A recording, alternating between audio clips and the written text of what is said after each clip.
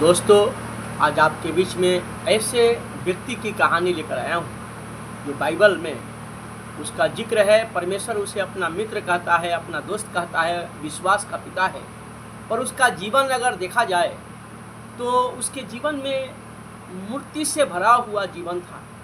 उसके घर के लोग मूर्तियों को बनाते थे, बाजार में बेचते थे, उससे उनका भोजन और चलता था। पर परमेश्वर की दया, परमेश्वर की अनुग्रह उस पर ऐसे हुआ कि उस व्यक्ति को उसके घर से बुलाया और कहा, जो मैं तुझे बता रहा हूँ, जो तुझे दिखा रहा हूँ, वो तू कर, उस देश में चला जा जो तुझे मैं बताने वाला हूँ। और वो चला भी गया। परमेश्वर उसके हृदय को, उसके मन को देखा, उसके जीवन को पूरी तरह से परखा और उसको अपने काम में बुलाया, अपनी सेवा में बुलाया। और उसने परमेश्वर को इनकार नहीं किया, बल्कि हर एक परमेश्वर की आज्ञाओं को फॉलो किया। और परमेश्वर का कनेक्शन उसके साथ में ऐसा हुआ। जिस जगह पे वो पहुंचा, उस जगह का नाम है कनान देश। और पहुंचते ही वहां पे एक ऐसा घटना उसके साथ में हुआ है।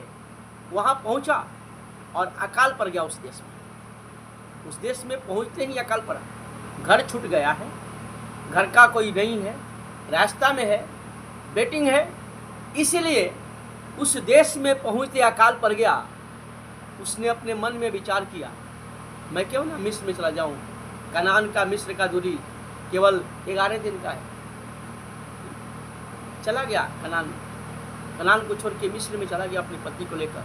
पर जाते जाते अपनी पत्नी को कहा, तू स्त्रियों में बहुत सुंदर है। वहाँ जाने के बाद में, वो पराया देश है, वहाँ जाने के बाद में कहना, ये मेरा भाई है और मैं इसका बहन हूँ। हालेलुया। देखिए परमेश्वर की कैसा दया है उस पर। परमेश्वर वहाँ भी उसको छोड़ा नहीं है। जब उसके पत्नी को फिरौन उठा लिया और अपने महल में लेकर गया, उस रात को परमेश्वर ने उससे बात किया।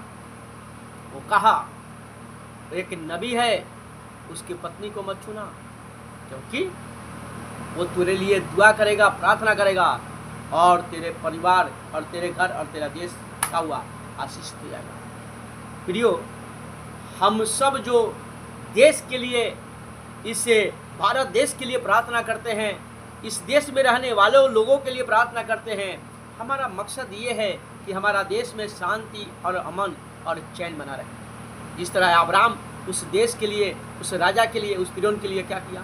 प्रार्थना किया। और वहाँ से अब्राहम को बहुत धनी और बनाकर भेज